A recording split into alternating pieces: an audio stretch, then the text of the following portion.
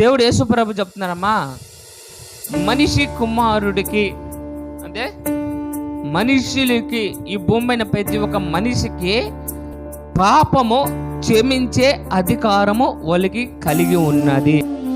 ఎక్కడి నుంచి ఉన్నది ఇది? దేవుడు ఇచ్చినాడు. ఇది దేవుడు మనకి ఇచ్చున్నాడు. నీ పాత స్వభావము నువ్వు విడిచి నా తట్టుకు వచ్చి నీవు అనేకుల పాపం కానీ క్షమించే అధికారం కానీ నీకు ఇస్తున్నా. మొదటగా నీ పాపం ఎవరు క్షమించి ఉన్నాడు?